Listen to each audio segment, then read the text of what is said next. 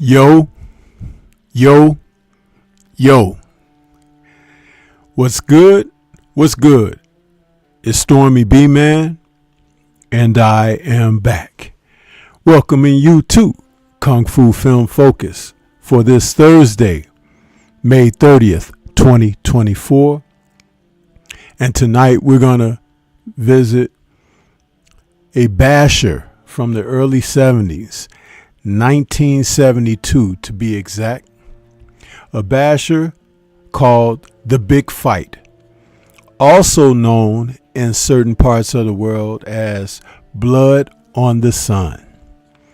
This is another one of those features that is a period piece, and it's dealing with the Japanese occupation of China, and that there are rebel sects that put together militia to combat the invaders.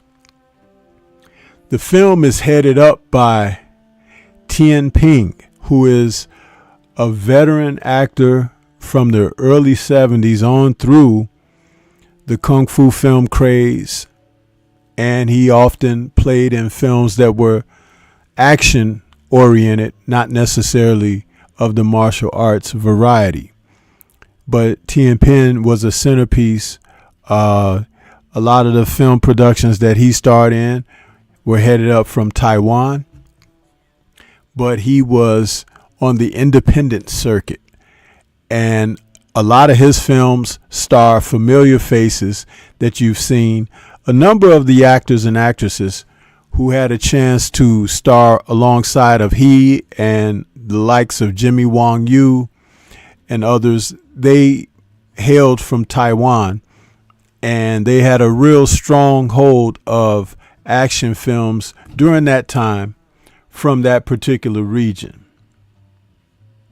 Blood on the Sun is a film that I saw as a small kid, originally in the theater. My dad had taken me to see some Kung Fu films, and this was one that stood out to me because it had a little boy in it who was practicing martial arts. He was a part of the militia's students, the school where they were training.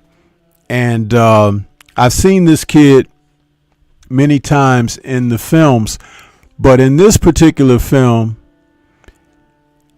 he was treated very wrong by one of the leading villains of the film, and we'll get to that gentleman in a moment. But just knowing that there was a small kid who was practicing the ways of combat, it definitely had my interest when I got a chance to see that. So, such was the case with this particular film. Blood on the Sun is a film that many people may have not had a chance to see it. A simple plot breakdown is in a northern town during World War II, the occupying Japanese are worried that good Chinese martial arts fighters might join with the resistance, therefore the militia. So a big tournament is held with the covert aim of killing or crippling the Chinese fighters. Now, just talking about this brings back memories, because a lot of films that were made around this time when they pitted the Chinese against the Japanese oppressors, a lot of them had a tournament base to the films, that the action was set during those settlements where you could pit the factions against one another, and it was hand-to-hand combat. Now, Tian Ping, like I said, was the star of this film. He's been in a number of films and has quite a filmography. He is known to have been in at least over 50 films. He's directed 5 films, And some of his more noted titles where he appeared were Dragon Gate Inn, A Touch of Zen, The Bravest Revenge, Tough Duel, Chow Chow Guy, The Big Fight, which is this film, Assassin, The Shaolin Kids, and The 18 Bronze Men. Just a few to mention. And he was definitely popular during that time. And in this film, he's also joined by the female lead, Chang Ching Ching. And Chang Ching Ching is also an actress from that era who played in a number of these films. She was from Taiwan, and she starred in over 25 films. She even appeared in a couple of Jimmy Wong Yu films. And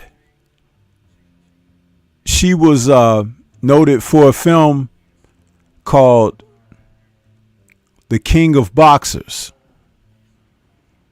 Now, that was Jimmy Wong Yu's film, also known as The Screaming Tiger. She was Taiwan's answer to someone like Angela Mao or Shaw Brothers' Chang Pei Pei. She could hold her own in dramatic roles as well as fighting roles. And if you are like I said, if you are a aficionado of this genre, you have seen her around quite a bit. There's a villain in this film, a Japanese baddie headed up by the veteran actor Yi Yun. Yi Yun was known to play a baddie in tons of films. I really despised him in this film, Blood on the Sun, aka The Big Fight, because he was the one that ended up taking out the little boy. And that set with me for some reason when I saw it many, many years ago as a kid.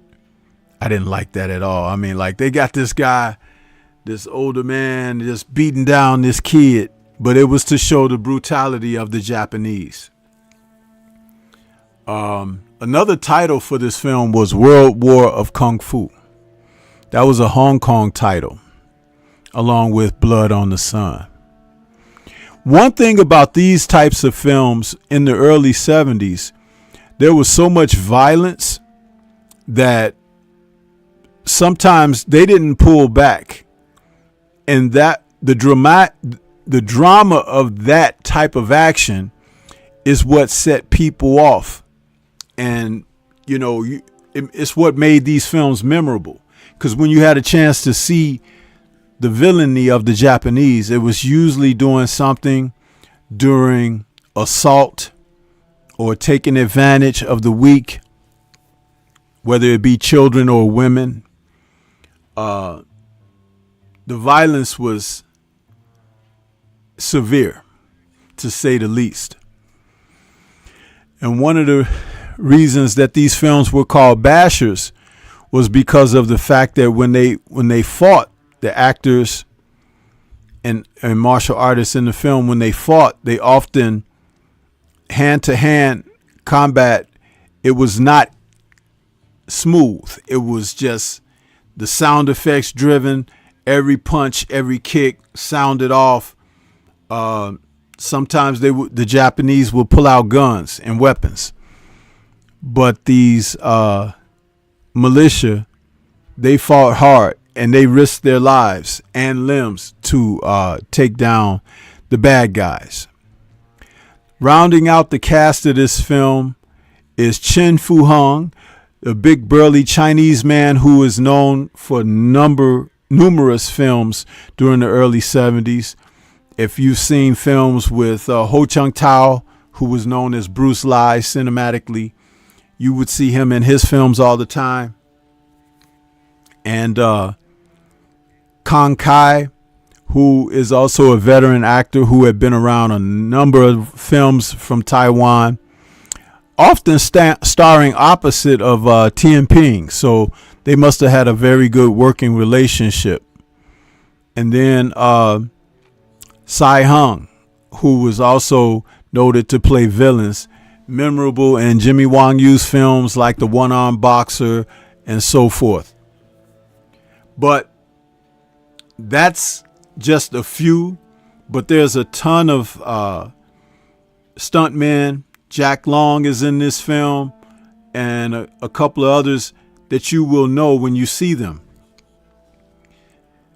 The last 30 minutes or so is this film where the Japanese has set up this tournament to challenge the Chinese. And as I said, after reading the plot device, where they wanted to be able to take advantage by maiming or killing the martial arts teachers and students. So there's a great deal of action toward the end of the film. And in a typical setting that was familiar during that time of these films, the Japanese would set up a stage with signs that read something about challenge the Japanese to show your strength. And sometimes the writing on the signage would have insults to the Chinese citizens. So of course they would want to get up on that stage and fight for their independence and fight for their lives. So oftentimes in the English language translation, some of the severe disrespect of the Japanese is lost, because they would use a lot of profanity and stuff in the old English dubs, but the insults that were really cultural, they were not used. And so that's one of the things that would drive the Chinese citizens to fight back. Many films had that stage setting, and the actor Chen Fu-hung, the big burly guy, he was one of their like sumo wrestlers, playing like a sumo wrestler, a Japanese fighter. And I remember distinctly there was a scene where a little short, slight Chinese man, maybe all of 5'2" or 5'3", got on the stage to fight him. And though the little man could fight well, the size of the Japanese sumo guy was just too much for him. And I remember him picking the little guy up and holding him up by his feet and slamming his head into the floor, the deck of the stage, where his head went through the wood. And it was just, like I said, really violent. The type of film that made you say, man, I want these Japanese dudes to get theirs. You know, it's like you really couldn't hold back to see the heroes come back and, prevail against these villains. The middle portion of the film establishes that, of course, as in a number of these Chinese versus Japanese invaders films of that era, you've got your typical traitors, okay? And the gentleman who was real known in this film as a traitor, I'm trying to get his name down. He was someone that nobody liked when you saw him on the screen. Trying to get that guy's name. Quan Young. He had this little black mustache, and he always smoked the long cigarettes with the cigarette holder.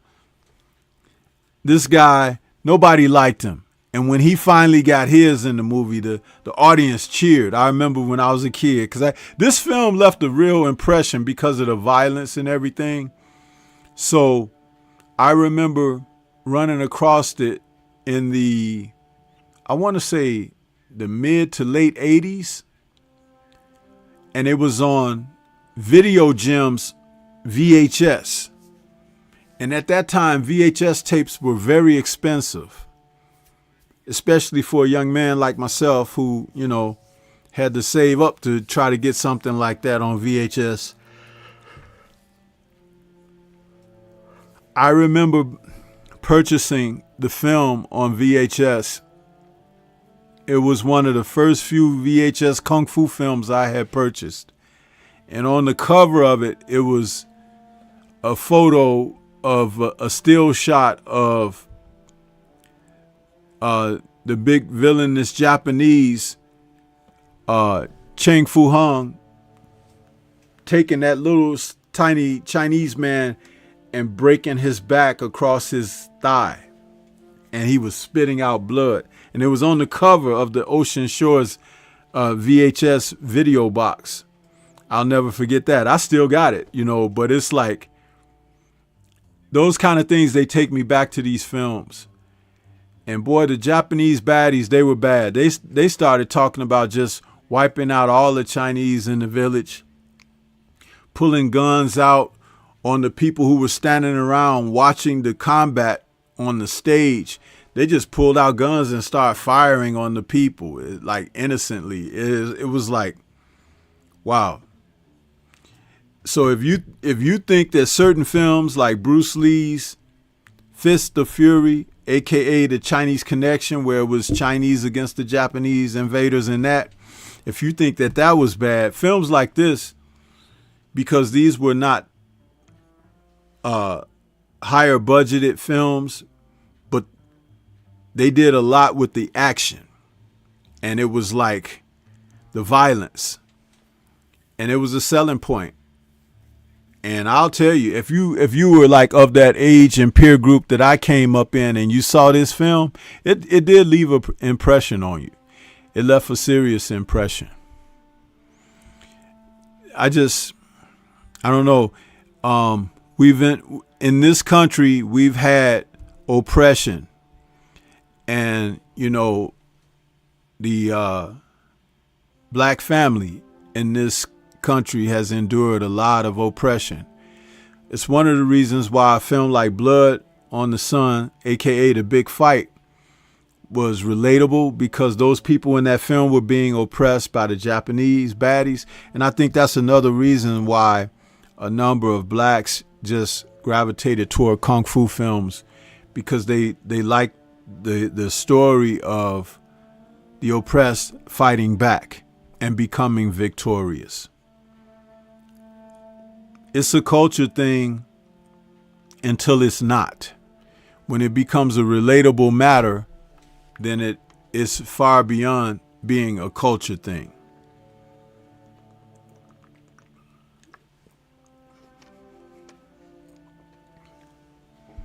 Let's see who we got in the building here. Got a couple people out there, familiar faces. The Jab Jamboree stopped in, saying salute. Universal Truth is out there saying salute with the channel emojis. Appreciate you, Universal.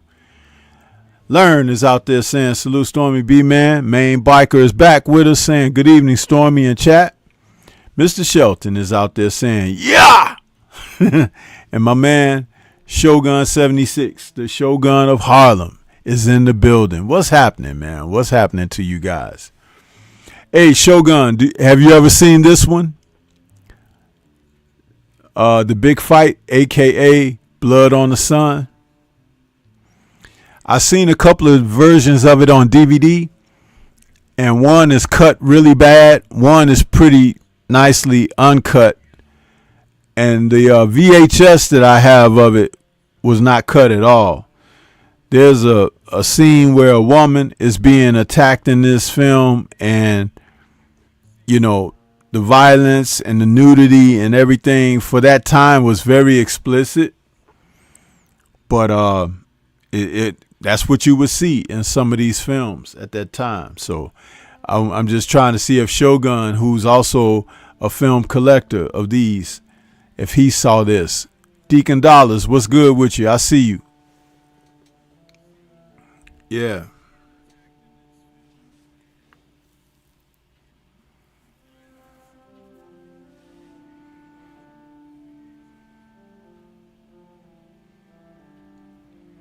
Well, you got to check it out, Shogun. You know, I recommend it for someone like you because you like these films.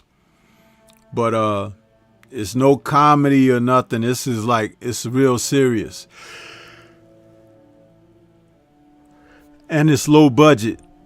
A lot of it takes place outdoors. There's a couple of indoor settings, but for the most part, that's how you know a lot of these films in Taiwan, they were low budget. They would film a great deal of them outside in the terrain or in the forest or in the mountains or something like that. The countrysides, you know, that's what they would do with these types of films. Healer the teacher is in the building. What's good with you, Healer? How you doing, bro? Hope you got a chance to watch that video, and I hope you enjoyed it. I saw that you shared it. Appreciate that support.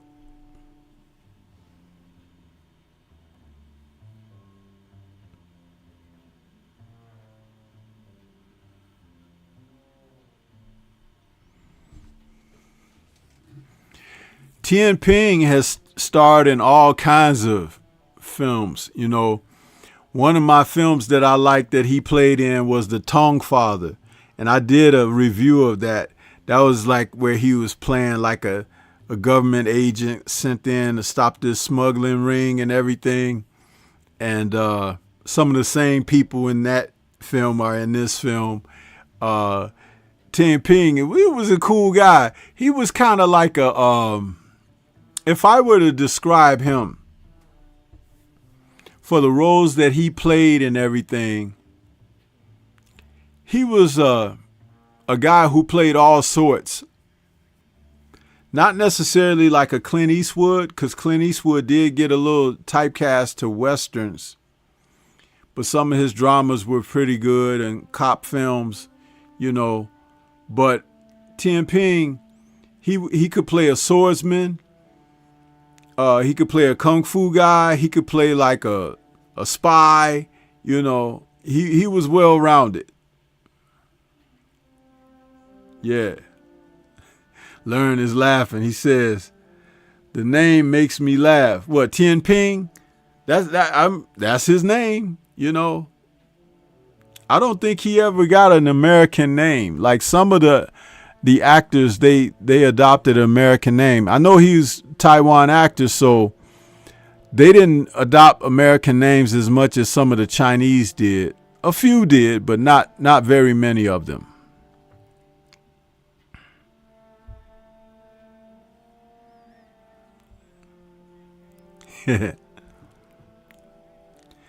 Yeah, I have like a few images to share of the film. You know, this is from the opening title scroll here, The Big Fight. When the movie opens up, you get a chance to see that. And of course, with the little kid, that was the martial arts training scene with him. You get to see him right here. This is a actual lobby card from I think that's a German lobby card from the film. This is a very, I would say it's an interesting film. I stopped short of saying that it's good, but it's a necessary film because of what was happening during that genre. And I'm happy to have seen it. I like it. Oh, learn saying the Tong Father. Yeah, that, you know, because that's what they called the mafia, the Tongs, you know, in China.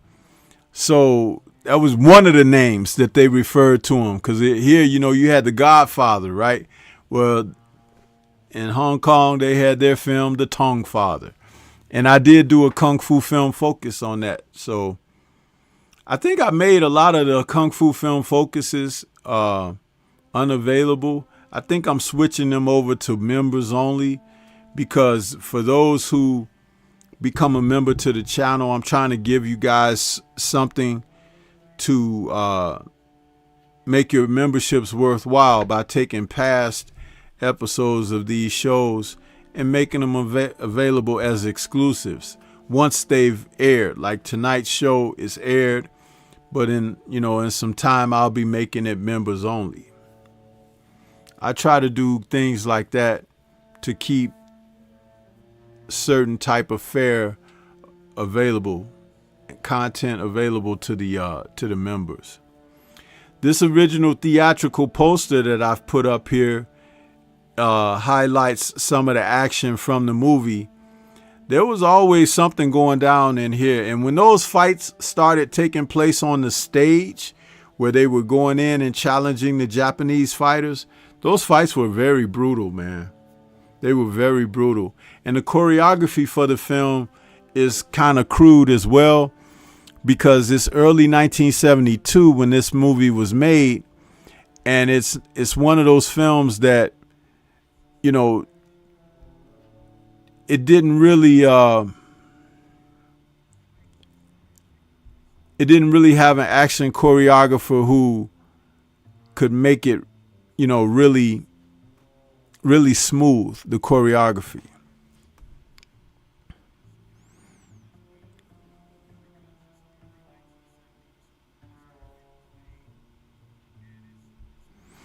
Another review that I picked up on this film that was written and released in 2008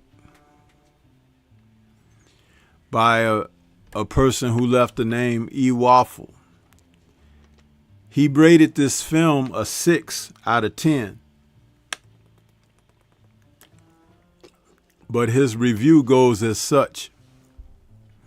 He says, the big fight takes place during the Japanese occupation of China, during which the invaders abused the citizens, set up checkpoints to harass travelers, and search for contraband, and even carried out summary executions on the spot if those suspected of loyalty to China. They have no regard for those they have conquered, and many Chinese give in, showing obedience to their conquerors in order to keep from being beaten or killed. A group of patriots set up a school for unarmed combat, both to be able to fight back if given the chance and also to help the morale of their brethren. Tian Ping is returning to the school when he encounters a Japanese army squad. The officer leading them strikes him when he refuses to bow. Using tried and true Hong Kong action movie conventions, he kills every member of the heavily armed group, using their bayonet-tipped rifles against them, throwing knives that he has hidden in his wheelbarrow and ducking behind when soldiers fire, so that the bullets meant to kill him kills a Japanese soldier. Obviously, he is the man of action that the Chinese need. He is also a very reluctant hero, suggesting patience and watchfulness instead of armed rebellion, telling those around him that they should carry out two tasks: spy on the Japanese and organize the people. Trouble has a way of finding such a man, and the next scene is in a smoky dive where Chung Ching Ching is singing. A Japanese official arrives accompanied by thugs. He wants her to sing a Japanese song, which she says she doesn't know, while his thugs bully the men in the audience. Tian Ping is sitting in the back of the restaurant eating a bowl of noodles while this is going on, so someone is in big trouble. Not surprisingly, the Japanese official, who after making a disgusting pass at the singer, tells everyone to get out of the eatery. Tian Ping refuses and the fight starts. One thing about those tea houses, right? In a kung fu film, if it's a tea house, a fight scene has to go down. It's just like opening a window and letting air in. It's like, it's got to go down. If you got a tea house in a kung fu film, there's going to be a fight. I don't care if the fight only lasts a couple of minutes or it lasts a long time. In a kung fu film, a tea house fight must go down.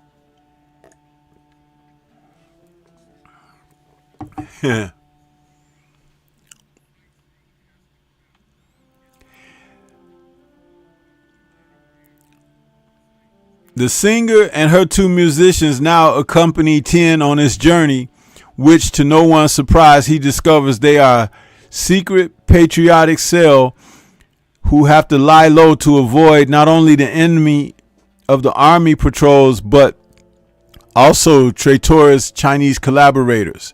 The chief traitor is Brother Wu, an effete and punctilious man with pencil mustache, cigarette holder, and ostentatious silver watch chain. His father is the local mayor, happy to serve under the occupiers, and the townspeople are free to an extent to try to ignore the occupying army and attempt to live normal lives. Those guys are just traitors, man. They're traitors. That's all. You know, and I'll stop the review there because this one goes on a long way because the person was very detailed. But I read some of the story because it's a typical trope in these type of films with the Japanese oppressors. But Tianping and what's her name, Chang Ching Ching, when they get to fighting, they start kicking those Japanese oppressors behinds. They really do a good job of fending them off. I like this film. And like I said, it's a necessary evil for that era. And I learned some things about watching films like this because in our history classes growing up, they didn't talk about Japanese oppressing China like they did and everything.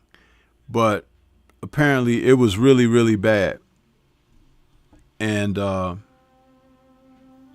fact that the people in films like this, they would play up and act out, you know, what these oppressors were doing.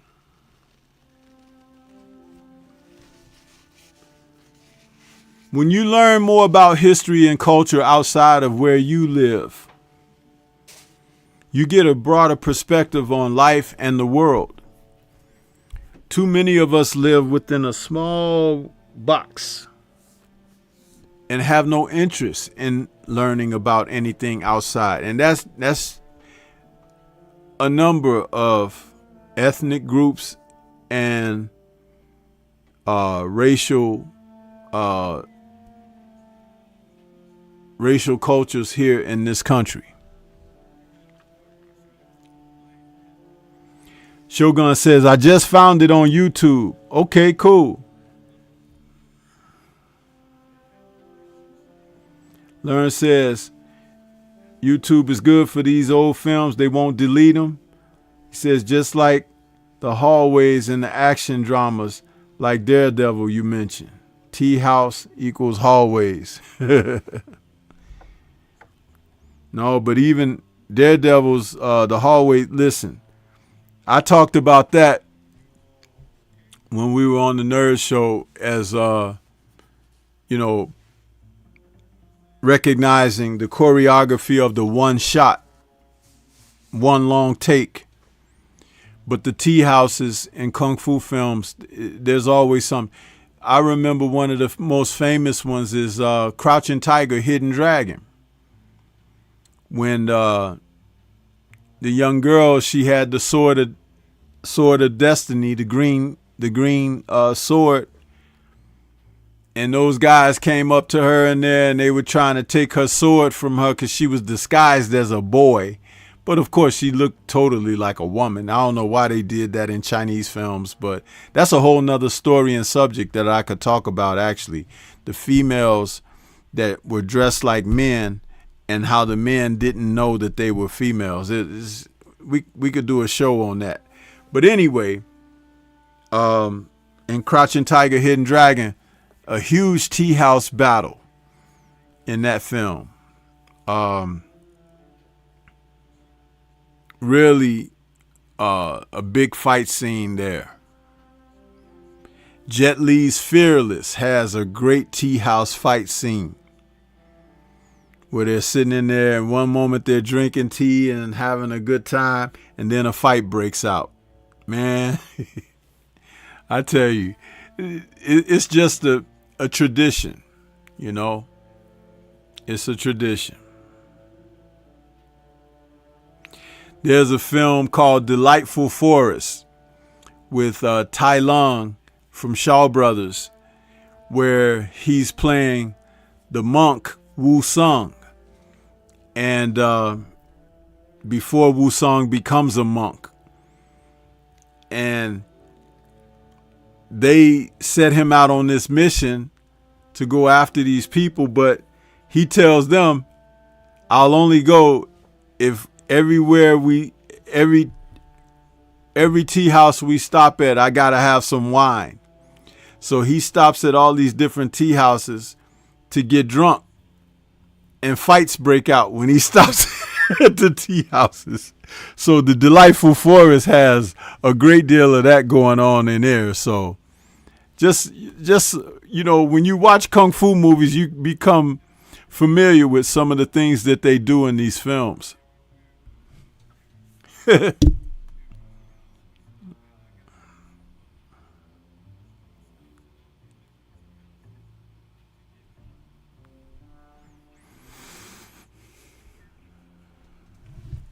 Here's a shot of the stage where Chung Ching Ching is fighting, and she's fighting some of the Japanese guys on that stage.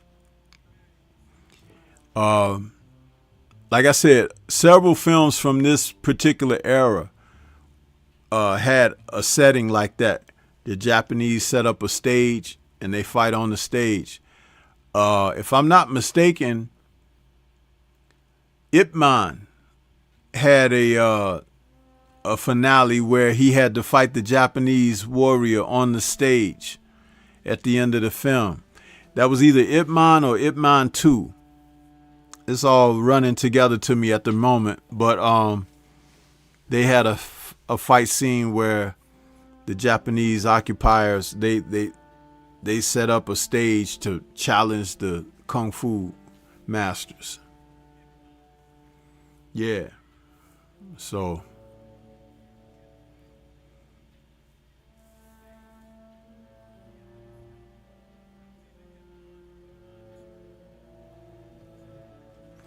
they learn backing me up. Yeah, he says Ip Man. Yeah. You see, you know, sometimes a person like myself, you know, you watch so many kung fu movies, it's like, whoa, you know, you have to step back and say, well, which movie was this? By the way, I haven't done a review on the Ip Man films, but I'll get around to it.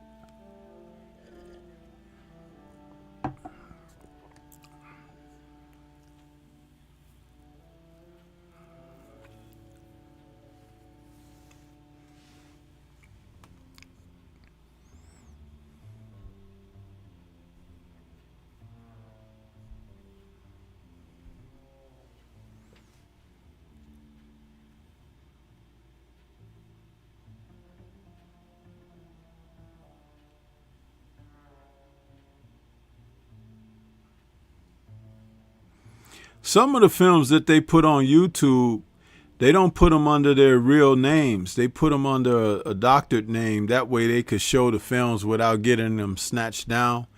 But I'm talking about some of the more modern films or the late present day made films that are kung fu films.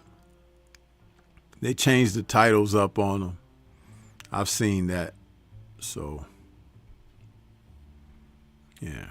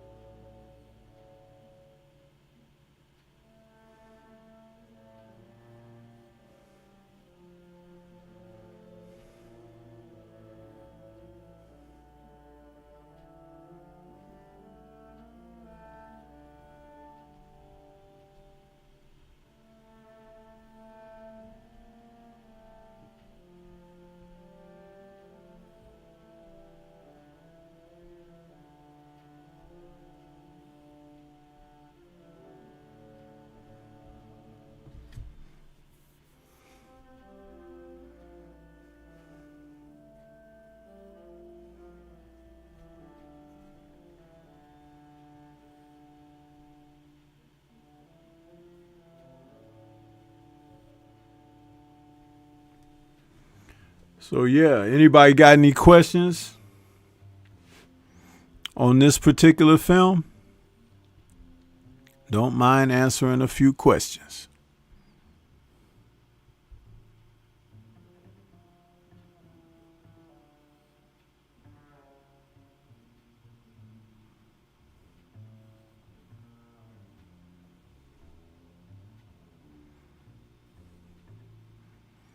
If not, I'll just go right on into one of my ads for the show.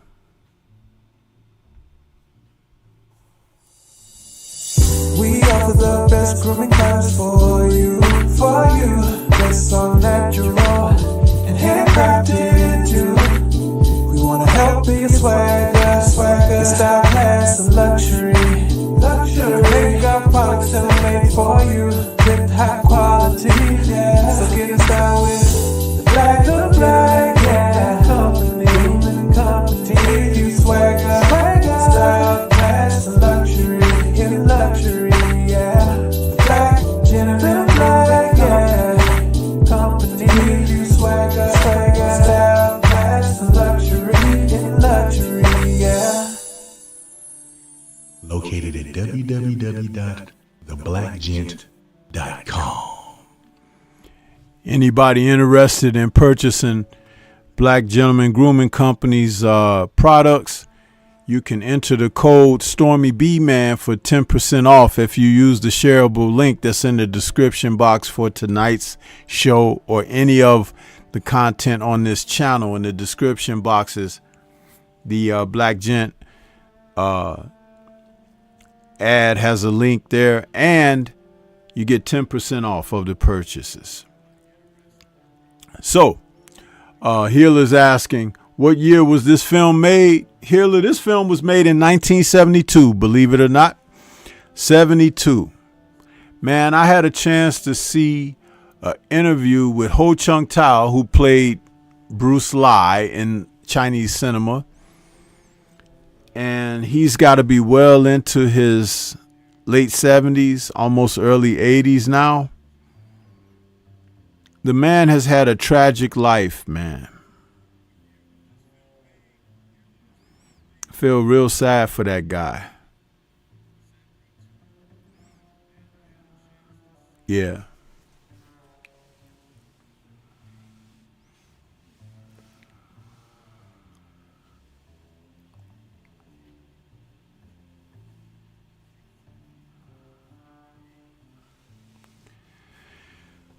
The information on this, learn how much money this film made at the box office, is not readily available. All I have is the release dates. It ran in Hong Kong from September 30th, 1972 to October 5th, 1972. So it wasn't in the theater a long time at all. So I would imagine that its box office was probably a little weak, because films would play longer if they, were bringing in box office.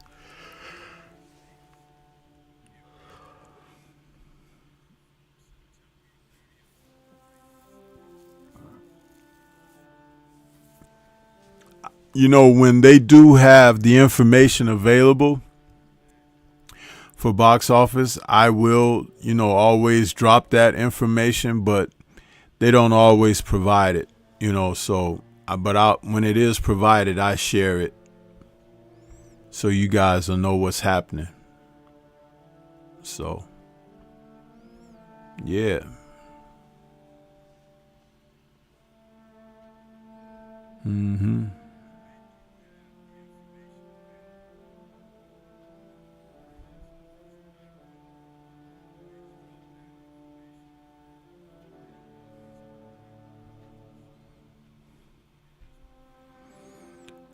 We got one more commercial that I like to play for you guys. I want you guys to hear from the Focus Ball. Yeah. Get ready to take your striking game to the next level with the Focus Ball. Dramatically improved footwork, timing, head movement, hand-eye coordination, reflex, and overall fight IQ. It's lightweight and extremely portable, so you can train every time, everywhere.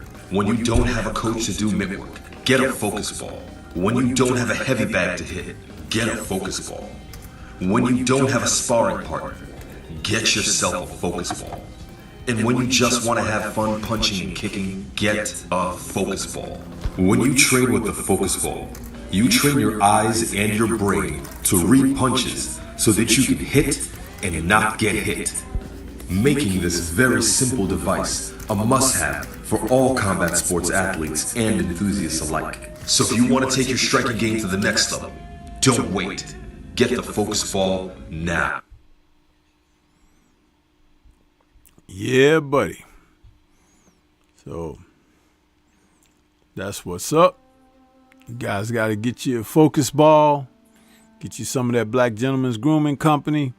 Get you some of that Stormy B Man's merchandise. But yeah, we're about coming to the end of the show. I see we didn't get too many questions, but that's okay. I appreciate everybody. Appreciate everybody that came out here.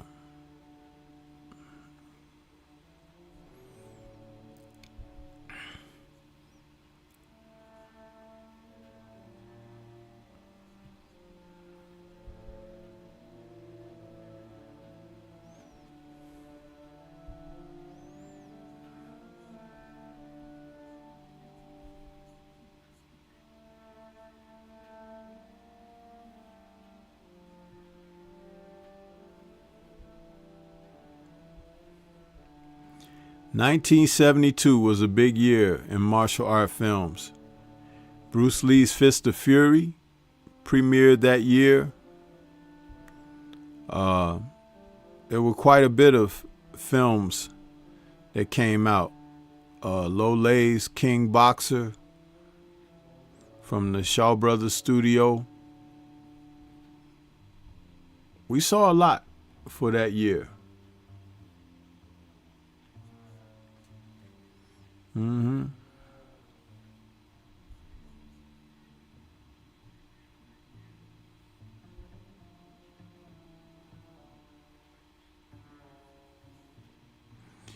Yeah, Shogun, check it out. Hopefully it's the one that's not cut too bad. It's probably cut since it's on YouTube, but it's a violent film. So if you don't see a lot of violence and you don't see a lot of nudity, then you know it's cut. You know, not saying that you should be looking for that only, but it's, you know, I'm just explaining. That's how I was able to tell the difference. But you're welcome. And you guys go on out there and enjoy you some Kung Fu. And I will catch you guys on the next one. Thank you for tuning in. Shout out to the mighty LDBC. And we'll catch you guys on the next one. Peace.